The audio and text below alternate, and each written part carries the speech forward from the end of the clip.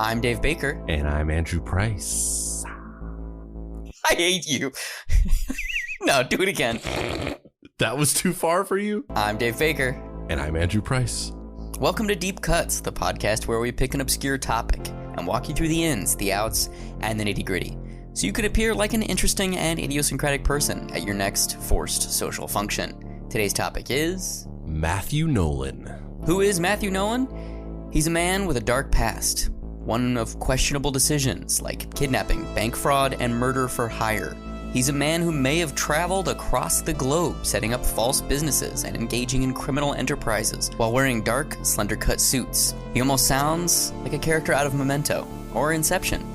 Maybe that's because the protagonist of this episode is the real-life brother of Christopher Nolan.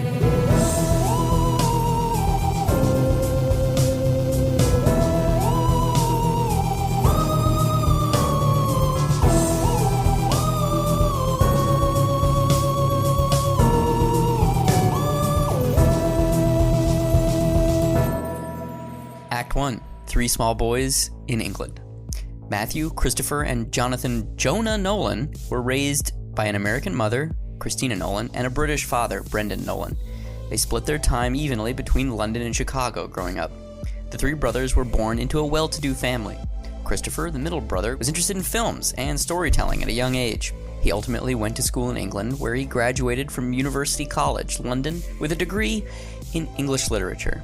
He then went on to make movies like Memento, starring Guy Pearce, which catapulted him and his brother Jonah to fame and fortune. Memento was based on a short story written by his younger brother. Jonah Nolan was schooled and raised primarily in the US, attending Georgetown University, which is why he's the only one of the brothers that's got an American accent. Yeah, what a clusterfuck of a family. You got one of them's a murderer, one of them just doesn't have the right accent, and he has like two names. Yeah. And Jonah is not a nickname, is not a shortening for Jonathan, so it's like, what the fuck is going on? Yeah, dogs and cats living together, mass hysteria. Yeah. They're only two out of the three of them are multi-millionaires.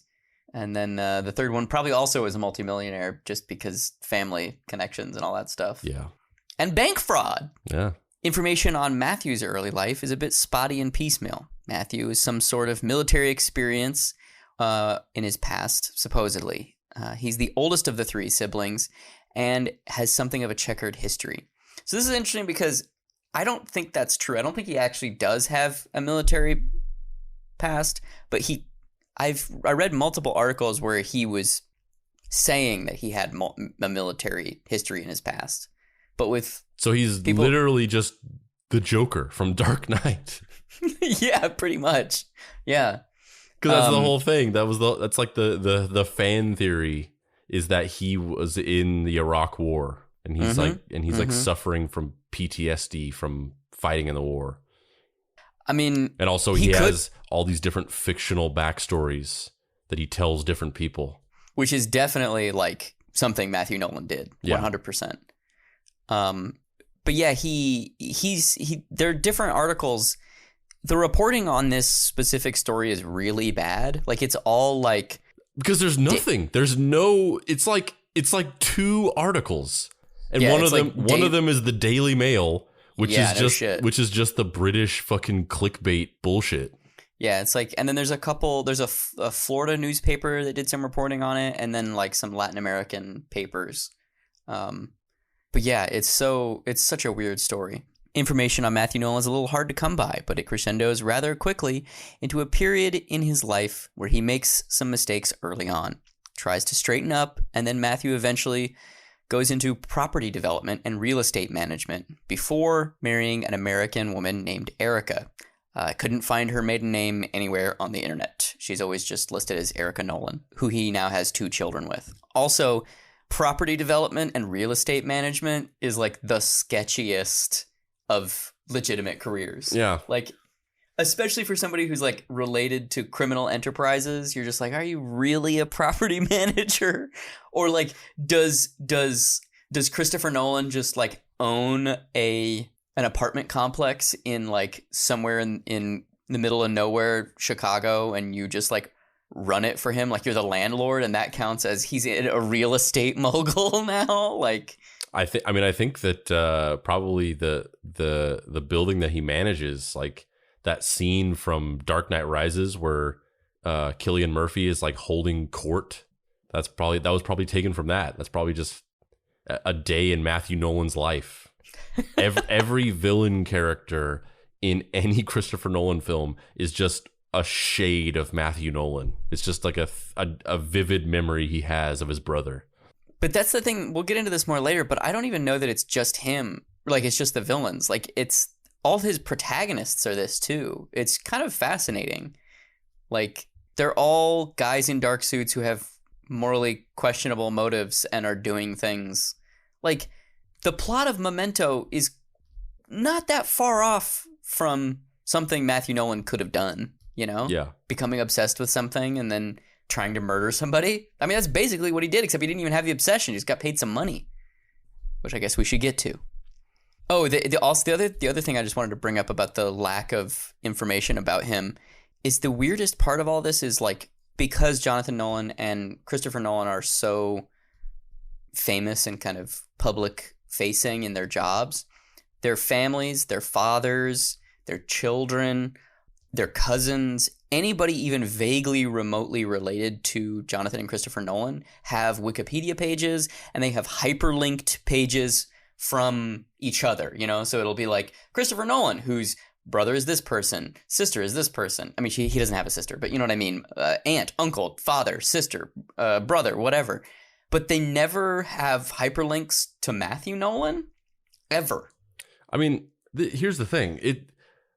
His existence is like impressively non-existent on the internet. Like his existence as their brother and the things that he did and the things that happened are like the equivalent of like Prince music on the internet before he died. Like, I don't know how they're doing it. I don't know how they're accomplishing it, but you just can't find it anywhere. And it's like you got to wonder like how much fuck you Inception money has gone into scrubbing. I mean, I'm barely joking when I say that, like, when we put this episode out, I'm like weirdly worried that we're going to get like some kind of scary, like a brick thrown through a window with a note. It's a giant brick shaped like John David Washington's face from Tenet. And across the front, it's just like, take the episode down. Yes. Also, see Tenet this July 17th or whatever. Yeah, go to the theater. You won't regret it. They tried to kill us by coronavirus? The most passive aggressive of like mafia takedown ever. Yeah. It's just so weird. Like, there's, you know, I mean, look, conspiracy theories are fun. I like conspiracy theories. I don't believe many of them, but I love that they exist. I think it's an interesting component of the human psyche about how it's easier for us to concoct a giant narrative where everyone is working in concert to hide something rather than embracing the fact that life 9 times out of 10 is a meaningless, chaotic void of pain and hurt. Yeah. And I love the kind of like ballet of cognitive dissonance that a lot of those things embrace. Yeah, it's really it's fascinating how conspiracy theorists, they're almost like have the most cognitive dissonance out of like any other group of people, where, you know, the whole thing about conspiracy theorists is like they think that they've like, I mean, they repeat phrases a lot like, you need to do your research, or like, don't just believe, you know, everything you hear. They, you know, their whole thought process revolves around this idea that like they've discovered this real truth, and that like you are just a sheep who's just blindly following, you know, whatever the quote unquote mainstream media or quote unquote authorities tell you. And it's so funny how, like, note for note, everything that they sort of like confuse or everything that they accuse or project outward on other people is literally what they do. Like they are blindly believing like a single source of information without doing any amount of research to verify whether it's true or not. But isn't that? But I mean, that's why I like it though, because that's the human condition in a nutshell. You know, is this kind of like self-selection, and we all make our own universe. You know what I mean? Well, as we talked about in the Sophia Stewart episode, and as I had brought up this quote from Nietzsche, who was the granddaddy of post-truth. He talked about the fact that there's no such thing as facts. There's only perspectives. And, conspiracy theorists, once again, are the logical extreme of crafting your own universe in your head. And like you said before, it's specifically because, for whatever reason, they are a more affected, type of person who, for whatever reason, is just less well equipped to handle and be able to process the uncaring, objective chaos that is reality. And some people organize their world with things like religion, thinking that like, oh, everything happens for a reason, and when I die, I get to go to this paradise or whatever.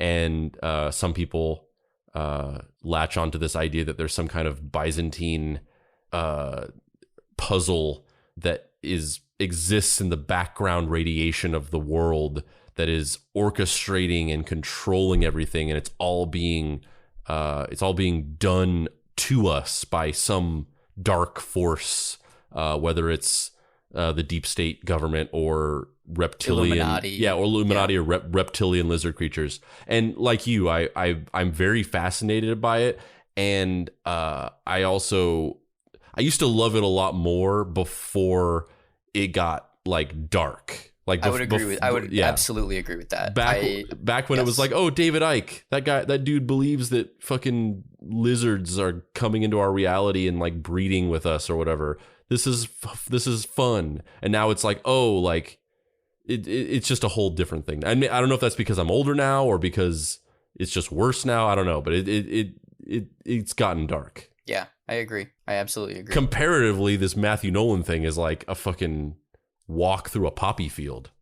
Yeah. It's like a relief. It's like, oh, just a conspiracy theory about a murderous brother of a famous director. Like, some light bathroom reading. In 2005, a gem dealer named Robert Breska hired Matthew Nolan to resolve a situation for him involving an accountant named Robert Cohen, who had stolen $5 million from Breska. Yes, it literally sounds like a Christopher Nolan film, but it's not. It's completely real. Okay, so that doesn't even begin to describe the uncanny nature of this. Like everything about this, it doesn't just sound like a Christopher Nolan film. It sounds like a James Bond movie. Like it's like, what the fuck? Like there's a gem dealer, not a diamond, a gem dealer. I didn't even know that was a thing. That sounds like a fictional thing. Yep. And the thing that is never really explained, like this is the crux. Like this is the part where like from here on out, the unbelievable batshit insanity of this just exponentially grows. And this is the point of no return.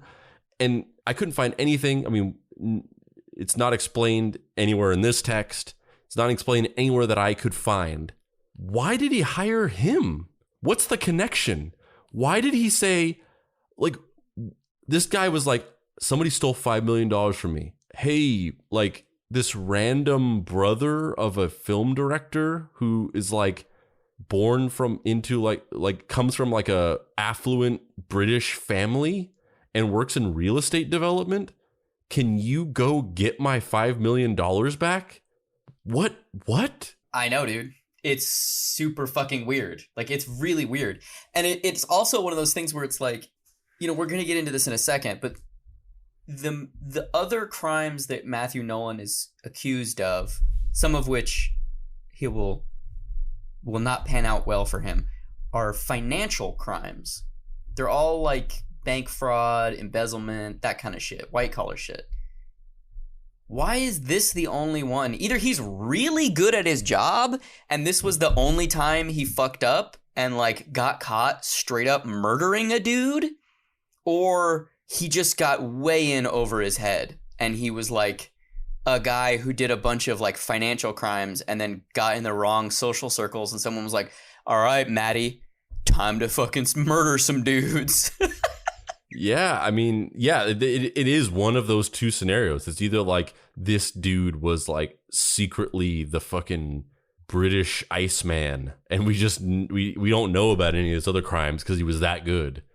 Or my other like somewhat half-hearted theory, because you know, as we get into in a second, like when he goes and does this thing, he basically goes under the guise of like being some kind of businessman who's inquiring about working with this guy.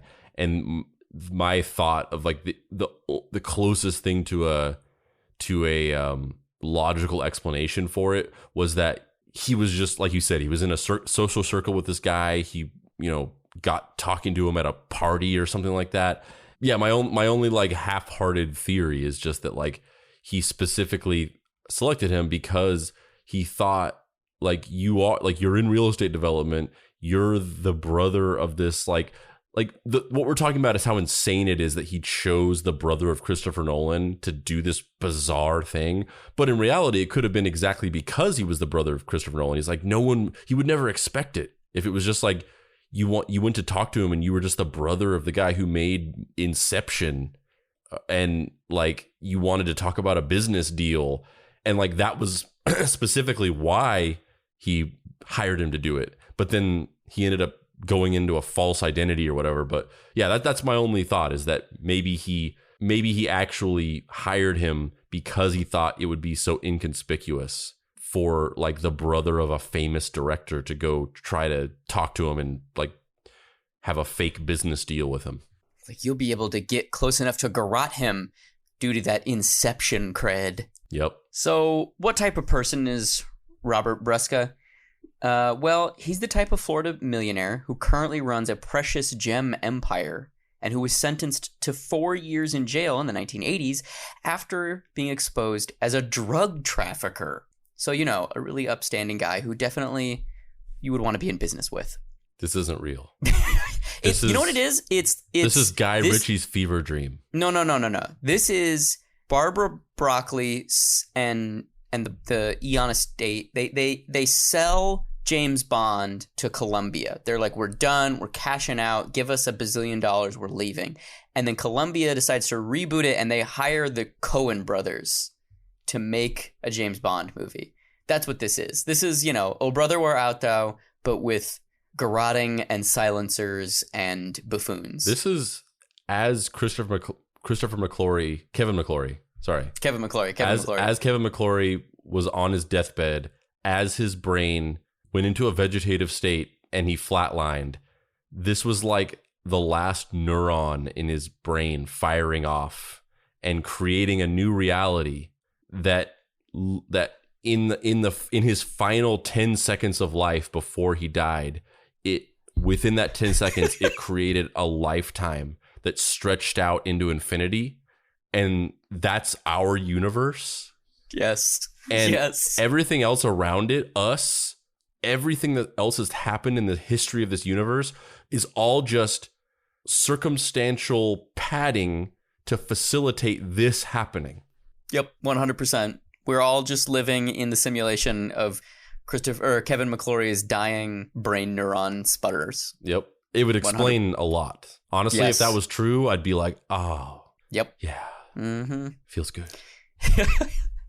When the $5 million went missing, according to American court papers, Brusca blamed Coen, despite counter allegations that Coen's rich Costa Rican business partner, Mario Quintana, had actually stolen the money. So, in case you're having trouble tracking this, Robert Brusca is the shady-ass ex-drug trafficker gem dealer who discovers one day that $5 million is missing. He blames his accountant, Robert Cohen. Robert Cohen's like, nah, boo, ain't me. It was this other shady dude that we've been in business with, Mario Quintana.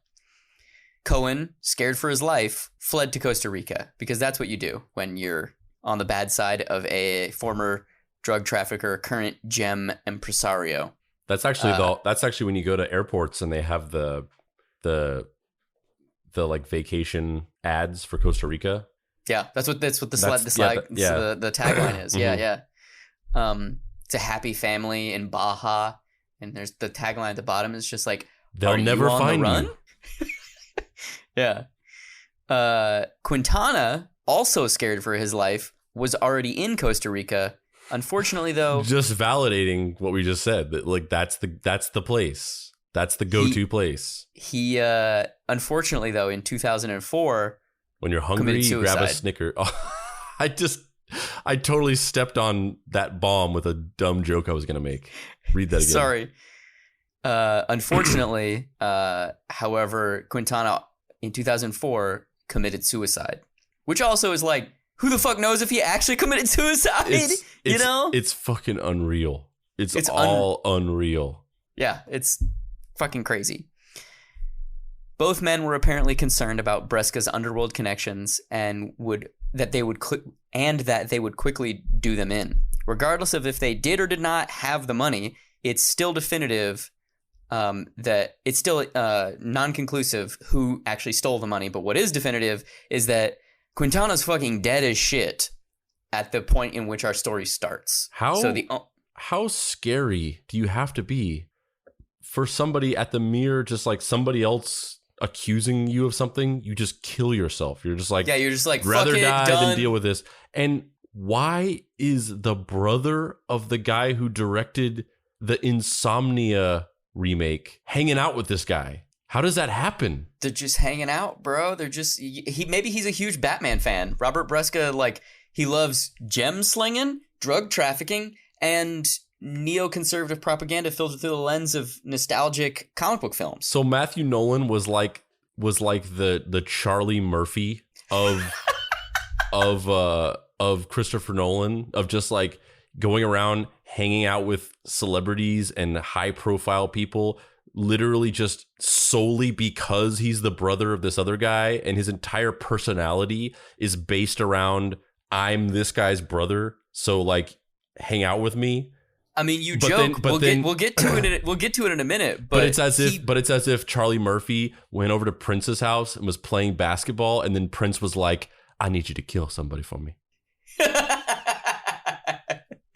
I mean, you joke, but he did conduct a very successful, or purportedly successful, money bank fraud scheme, basically off of a very similar principle to that. But we'll get to that in a minute. Let's stay on course here. When asked about how he felt about Bresca in court filings, Robert Cohen said, "Bresca is capable of putting my life in danger. If anything were to happen to me, Mr. Bresca would be responsible."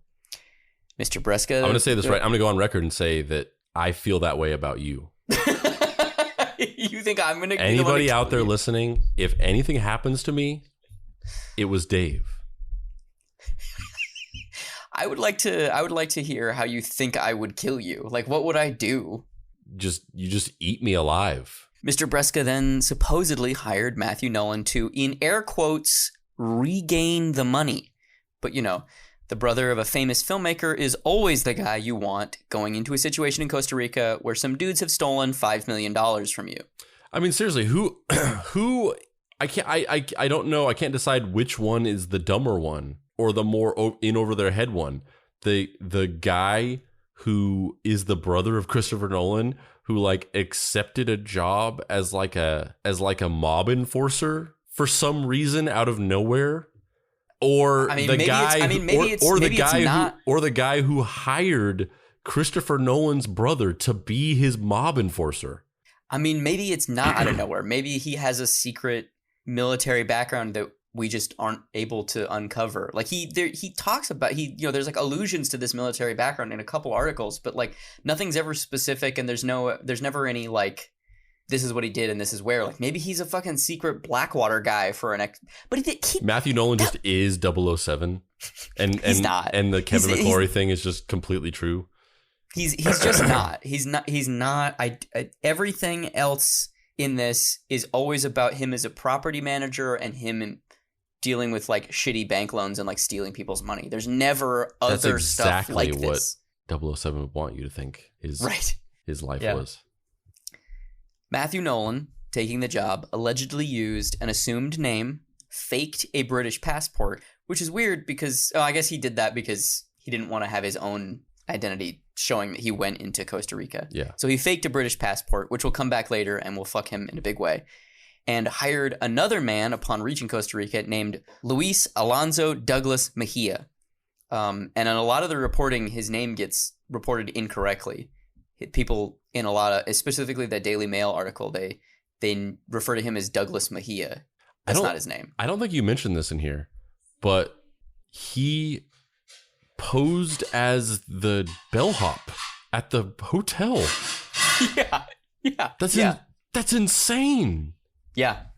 And it's funny because, so Luis Mejia posed as the bellhop at the hotel that Robert Cohen and Matthew Nolan met at. But the thing that's so crazy is because the reporting of this is done off of these kind of sketchy ass sites and newspapers, it's often just reported that he was a bellhop. Yeah. Like this whole story gets like, it's like everybody's kind of just glancing at a Wikipedia and then phoning it in, and all the details kind of like keep drifting. So it's hard to really track. Yeah, I read an article. I mean, I kind of just put two and two together based on different sources, because I read an article that was saying that he was the bellhop, and they kind of presented it like Matthew Nolan like hired him then and there to help him. Like he was just the bellhop, and he was like, "Hey, kid, you want to help me kidnap a guy?"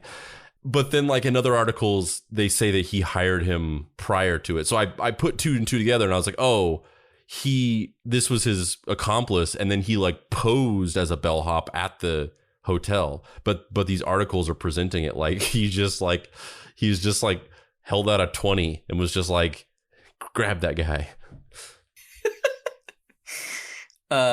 So they team up, and then Luis Mejia assists our boy Matty No in kidnapping, torturing, and then ultimately murdering Robert Cohen, which is just so crazy.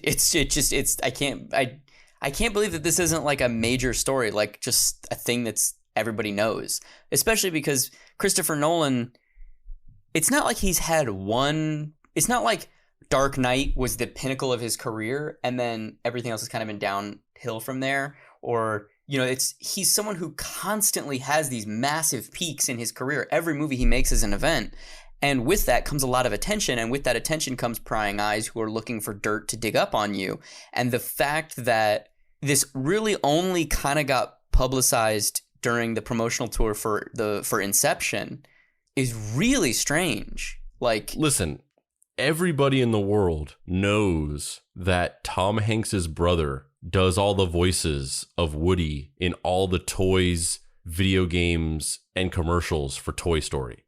Everybody knows that. The fact, I'll repeat what I said before. The fact that nobody knows about this, just imagine the fucking Inception money that has gone into scrubbing this and keeping it out of things. It's fucking wild, man. It's fucking wild. Nolan supposedly posed as a businessman interested in hiring Cohen for his accounting services.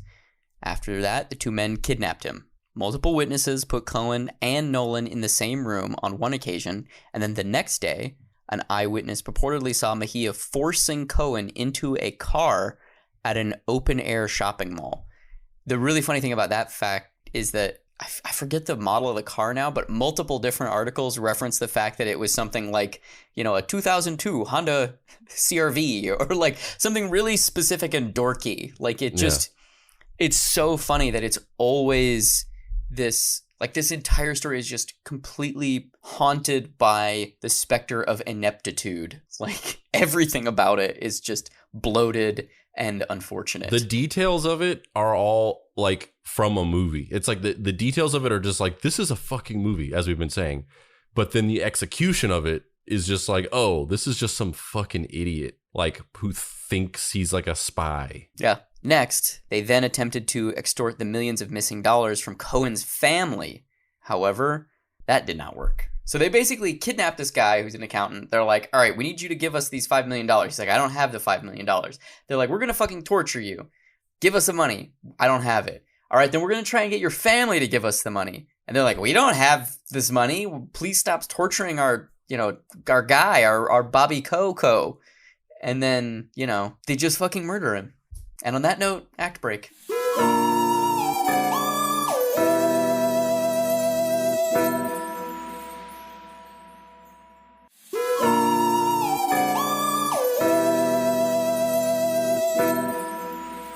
Act 2. Life in an Infinite Cage. After these events transpired, Matthew Nolan then fled Costa Rica and came back to the United States. He lived and worked for a few years, operating what allegedly was a low-run bank fraud racket, where he would convince banks to give him large sums of money by using his brother's name and potentially insinuating that these funds would be used in concert for either development or filming purposes related to Christopher Nolan's work. So it's exactly what you were saying before. Like, he just is just like, Christopher Nolan, he's my brother. Yeah, which reminds me of, I think I told you this story, probably when we were talking about this story, and it reminded me of it. So I'm just reiterating a meat space conversation we had. But it reminds me of the fact that Dane Cook, his brother, was he had an older brother, and he was like his manager for his entire career. And he basically did the same thing where he would just go around and just be like, I'm fucking Dane Cook's brother. And he would do all these weird, shady things and sort of glom onto the notoriety of Dane Cook. But he was also his manager. So he basically like embezzled all of Dane Cook's money. And so Dane Cook just, I guess, apparently just, according to Dane Cook, but he apparently just implicitly trusted him and was so trusting of him and so unconcerned that he never looked into any of his business affairs. And so for years, all throughout during his early success and his whole career leading up to when he sort of had his whole downfall with like getting called out to be a joke thief, that entire time he just thought he was super rich. But in reality, his brother was just stealing all of his money. And when he finally looked into like something fishy happened, and he finally kind of became suspicious, and he finally like looked into his finances, and he was just like, I'm broke. And then his brother like fled, and then they ended up catching him, and he's like in prison now. But don't trust your brother. That's what if you got an older brother, just nip it in the bud early. Yeah, thankfully. I don't have any older brothers, but I am the older brother. So what does that mean? I mean, you're definitely you're definitely embezzling money from your brother, from your siblings, 100%. Yeah. You have a different Gucci hat on every time I see you. There's one detail though that's left out of this, and I think it's funny because I feel like it just lends more to the ineptitude of this whole Mickey Mouse operation. So one detail left out of this is after they kidnapped him and after they tortured him, after they kidnapped him, but before they tortured and then ultimately killed him, they got him. He was taken to some undisclosed location and basically held fucking John Paul Getty III by the Mejia guy. So he stayed in Costa Rica, and he's like, I'm going to keep this guy in this house or whatever it was. Nolan returned, like literally the day after they got him. He returned to the United States. He stayed there for like a couple days, and then he flew to Paris, and he stayed there for a little bit, and then he flew to somewhere else. He flew to he flew to the U.S., Paris, and then some third place. I forget what it was. I should have written it down. But he basically just immediately got on a plane and then just did this world tour of like probably just doing like business meetings or whatever. and then flew back to Costa Rica after that. So he was gone for like a month, or maybe, I don't know if it was a month. He was gone for a while. And then he flew back to Costa Rica. The reason why these details are so vague is because the articles that talk about these details are so vague. Like, none of these articles give really like locked down specific details on anything, like you said earlier. So he flew back to Costa Rica, and then they tortured and killed him. Which, when I read that, to me it sounded like in Matthew Nolan's mind, he was like, if I create a paper trail where I like fly home with my fake passport and then like use my real passport to fly to Paris from the US, it'll be like I was here the whole time. I'm creating my own alibi. I obviously couldn't have murdered him because I was here. And it's once again, it's that like inept, like an idiot thinking that he's having like a really genius plot and just not realizing like, yeah, I mean, that means nothing. Like they could see the gaps, and like you can't account for the gap between when you were here and when you were there. So it really proves nothing if you fly to Paris or whatever. It's just it accomplishes nothing. Yeah. The FBI began. Wait, did I? Where are we? Oh yeah. The FBI began tracking Nolan, attempting to put him in prison for these white-collar crimes, but ultimately did not catch him for a few years. Eventually, his house of cards caught up with him.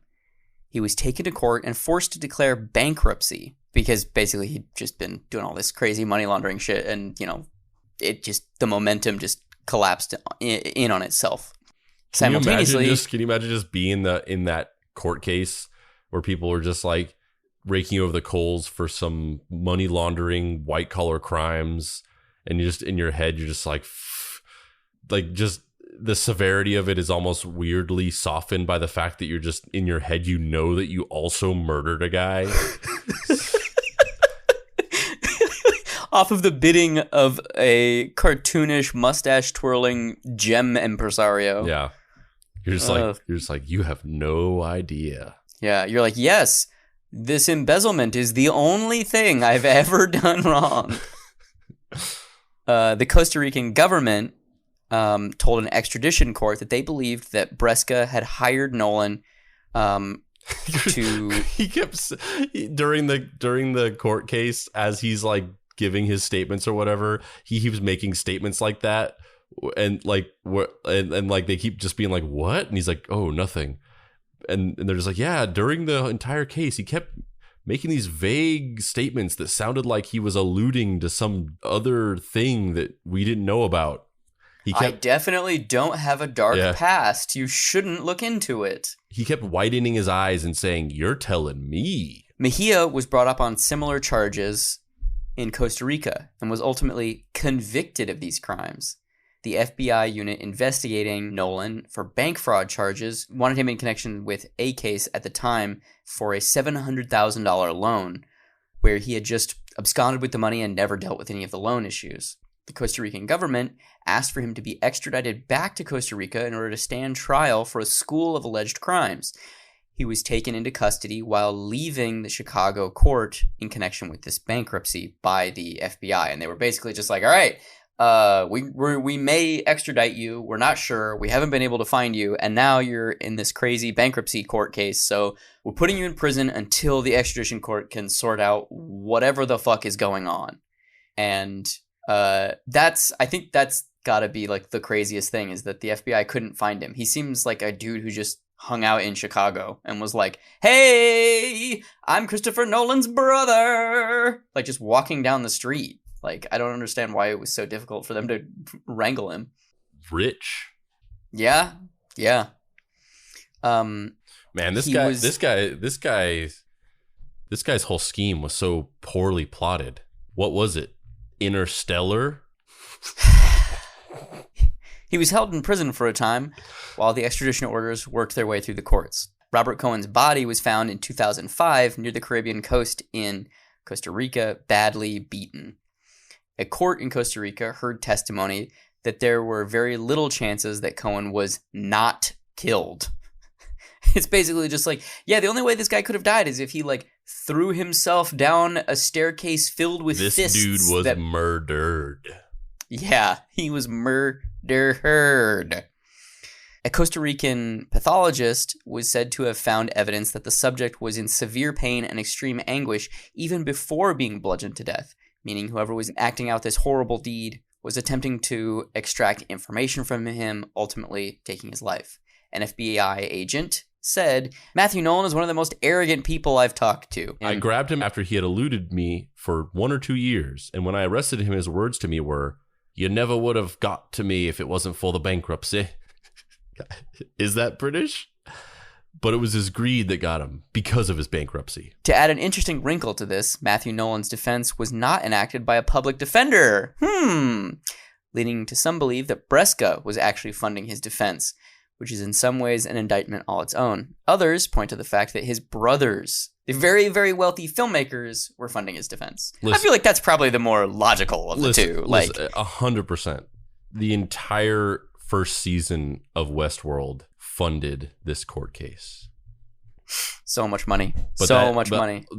Joking aside, that's impossible because this happened in 2010 and Westworld didn't come out until 2015. While in prison in 2009, awaiting a verdict for his extradition, where he was being held without bond in April of that year, Nolan pled guilty to preparing an escape from the Chicago jail that he was being housed in. Unreal. This dude goes to Costa Rica off the bidding of a gem czar, murders an accountant, flies back to the States, embezzles a shitload of money in a elaborate, idiotic bank fraud scheme, and then, when in prison waiting to be extradited, tries to escape in a 1930s style escape from Alcatraz. I'm gonna sew 30 bed sheets together.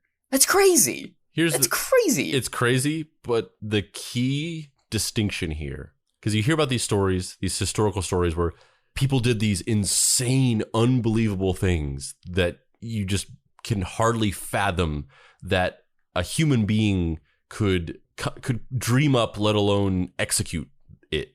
That guy that made a gun out of soap or whatever it was to stage an escape from prison, or Charles Bronson and how he would take prison guards captive and he would grease himself up with butter and then he would so that the prison guards couldn't grab onto him whenever they were trying to recapture him. Just all these crazy things from history, just insane shit that people have done. The thing about this story is it's just a dude a dude trying to do those types of things but just failing at all of them. It's it's insane that he tried to escape from the prison by making a rope out of bed sheets. It's yeah, that is insane, but he didn't do it. He didn't even come close. He just started to do it and then it just didn't happen. He got all 30 of the sheets together and then someone was like, hey Matthew, have you seen 30 sheets? It's a guy who literally everything that he did was literally the depth of his knowledge and expertise goes as far as some movies that he saw. He just saw some movies and then he just tried to do the things in the movies, which almost is maybe why it sounds so cinematic and why it sounds like a Christopher Nolan movie. It's like the snake eating its own tail, where you've got this dude who clearly grew up in a household, at least with a brother who had this deep appreciation of cinema, ended up going on to make movies. So he's just a guy who's seen a bunch of movies and then he just in a very reactionary way, as he's navigating through this situation that he's in way over his head on, he's just what do they do in a movie? They have a guy pose as a bellhop and kidnap the guy by throwing a burlap sack over his head in broad daylight and throwing him in a car. And then something about you can make an alibi for yourself by flying to Paris with your own passport. And then he just did these things, but then they just didn't work. And the best part of this is that the thing that got him caught by the extradition court was the fake passport. That's what tripped off authorities that he was in in Costa Rica during this whole thing. Like, if he had come up with a different way of getting into the country, maybe he wouldn't have even been connected with this at all. The old Al Capone skidoo. Murder a dude, but get taken down because of a forged passport. Yep. And not paying your taxes, right? Isn't that what also brought Al Capone down? Well, no, I mean, that's what I mean. It's like he was one of the most ruthless mob bosses in history, but the way that they got him was by this mundane bureaucratic thing. Yeah. And then he died of syphilis, shitting himself to death. And now he's being portrayed by Tom Hardy to complete the Christopher Nolan connection. Look, I'm just trying to say, Tom Hardy, I'm definitely more of a stable person than Josh Trank, and I've got a pitch for you. It's called Costa Rica Murder and Matthew Nolan Time, and I think you'd be a great Matthew Nolan. All right, you've got the English accent, you've got the physique. Come on, man. Come on, Tom Hardy. Be our Matthew Nolan. He could play Matthew Nolan. He could also play the Mejia guy. He could play Cohen. He could play Christopher Nolan. He could play Christopher Nolan. He could play, what's the guy's name? The drug czar guy? G something? Oh, gosh, I forgot his name. Fuck me. Let me scroll up. Let me find it. Robert Bresca. He could play Robert Bresca. Yeah, he could play everybody in this movie. I want a 3-hour Once Upon a Time in America crime epic where every fucking person in the movie is played by Tom Hardy. Yep. And I have to have Final Cut. Well, that's just a given. And I want the whole movie to be found footage. Everybody shooting themselves on their iPhones. Yep. In their own houses because of quarantine. That's all I'm saying, man. That's all I'm saying. Which shouldn't be too hard because it's just Tom Hardy. Yeah, exactly. But he can't afford costumes or makeup, so it's just like him like doing this for a mustache, putting his finger over his lip, and like wearing glasses when he's Robert Bresca, and like in a fake wig as Erica Nolan. Love it. I think he could pull it off. Have you seen Locke? Yes. He could pull it off. Yeah. Did you like Locke? I loved Locke. Did you see Wheelman? It's another movie like that where it's just a guy in a car the whole time. No. I haven't. I got it. Like I got into a weird kick of watching movies that take place with a single actor in one location at that time, and I had watched Locke and Buried, and drawing a blank on some of the other ones I watched. No, it doesn't. I won't. We talked about Tom Hardy for a solid 10 minutes, and Bane didn't come out. I'm Casey Kasem, and today we're going to be counting down the top 10 roles that Tom Hardy plays inside Matthew Nolan's Stab. I personally find Tom Hardy to be a little overrated. I'm Casey Kasem, and today I'd like to tell you, David Andrew Price, to go fuck yourself. No one shit talks my dude, Shinzon, okay? My name is Bane. Like I said, go fuck yourself. Any opinion expressed by Bane is not represented by the entity that is David Andrew Price. I'm Casey Kasem, and this day we're counting down the top 10 times I've said go fuck yourself to D.A. Price. Guards had uncovered a 30-foot-long bed linen rope that had been made of tying bed sheets together and a bundle of razors and clips designed to unlock handcuffs. It was apparent that he was going to use these contraptions to attempt to break out of his cell and flee justice. The best part of that, too, is like, he didn't actually have a plan for how to pick the locks of the handcuffs. He just, was collecting razors. He's like, these will come in handy later.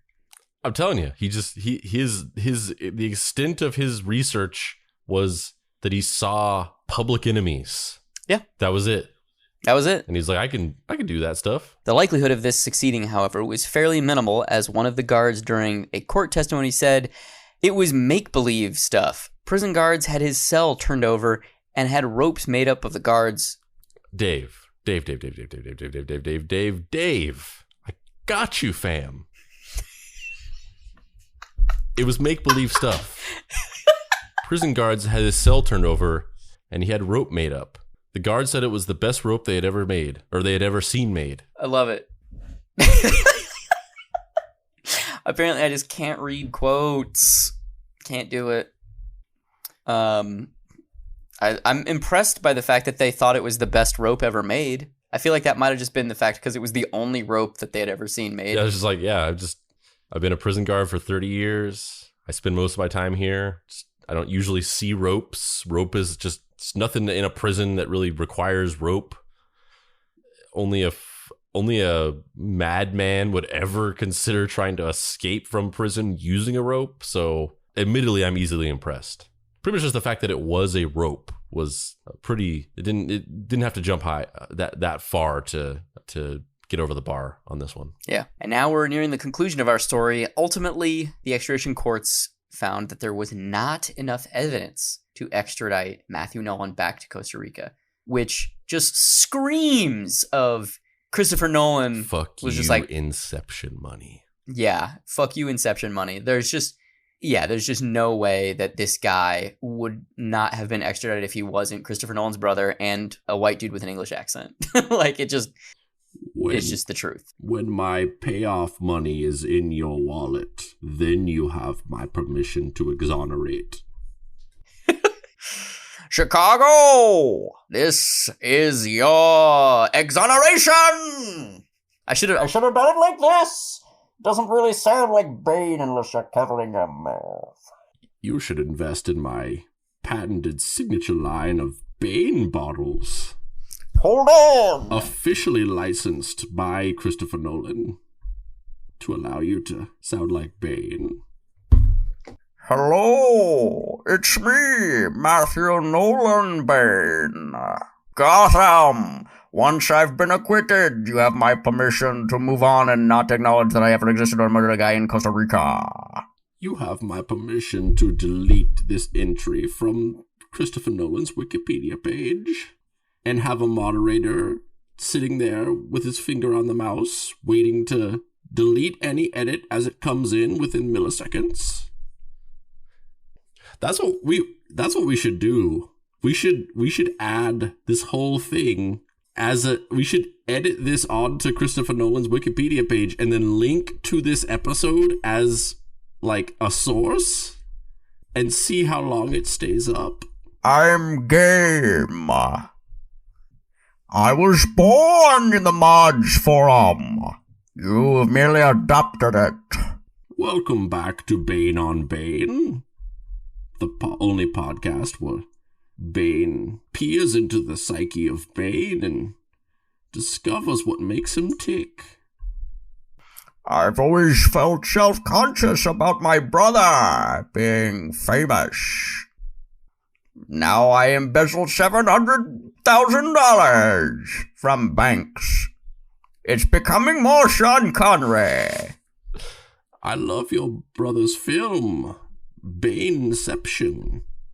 Instead of a top at the end of the movie, it's just a mask twirling on itself.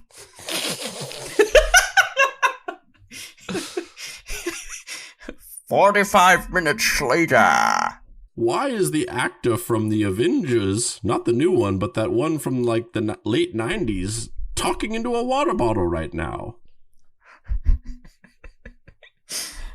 Yeah, because I don't know why I keep doing him as Sean Connery, but apparently my Bane is Sean Connery. Extradition courts found that he was not to be extradited.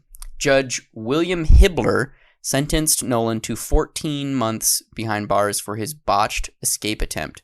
Upon release, he served 2 years. Was it botched? Or was it just a thing that didn't actually happen and he just made a rope? Also, in multiple articles, I've seen different sentences. Sometimes he's just sentenced to probation. Sometimes he's actually sentenced to time. So I really don't know. Sometimes he did escape and has never been heard from again. I mean, you say that, but he kind of has. Like, he got off. Aside from that one stint in jail, like, he's basically just been living the quiet life. And the only person who actually served time for the murder of Robert Cohen was Luis Mejia. And ever since then, he's just been kicking it. Just been doing his thing. Man, wonder what it would be like to just murder a guy and then just go on about your business. I don't really want to know what it would be like to murder a guy. So, I'll leave that one to you. You know, if you want to go out and like murder a guy, you have my support. But I'm good.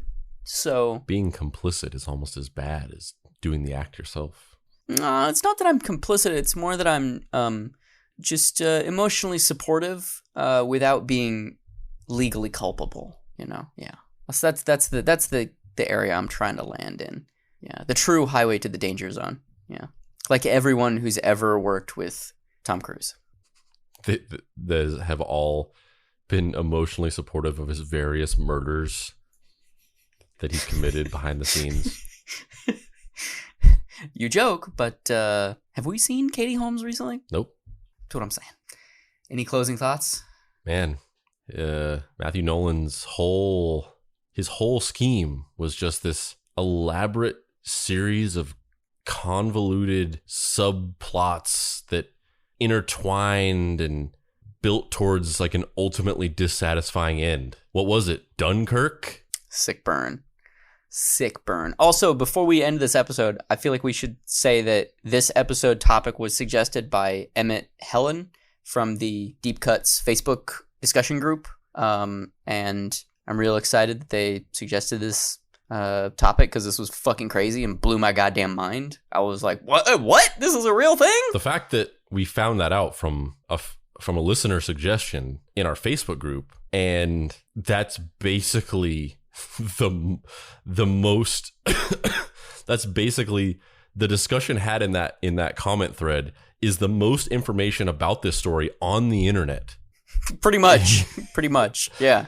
So, insane. if you're interested in hanging out with us or being a part of discussions like a bunch of nerds freaking out over the fact that Christopher Nolan's brother murdered a dude in Costa Rica and then got away with it and is now still living in Chicago, free and clear, Deep Cuts podcast group. That's the name of the group. Join it. Join the Fuck. discussion. Join the discussion today. This has been Deep Cuts. I'm Dave Baker. And I'm Andrew Price. Please sub the show. You can find me online at www.heydavebaker.com. You can also find fun drawings and stuff that I've done on the Shermstagerms at xDaveBakerX, same as on Twitter. And also, Andrew, where can people find you on the internet? You can find me sipping a Mai Tai at poolside at a Costa Rican hotel waiting for my mark to show up. And you can also find me at dapricerights.com, which is now a real website and not just a fake joke website that I've been saying for 10 episodes. And what might someone find at this illustrious website? You can find a link. What product could there be? You can find a link to the Deep Cuts podcast. Yeah, that's not what I'm asking you to fucking you can promote, goddammit. And you can also find a link to buy my comic, Deadbolt, AI Private Eye. That's exactly what I was trying to get you to say. Available now. As seen on TV. I'm glad that you finally embraced the dark side of commercialism and made a website where someone can buy your comic.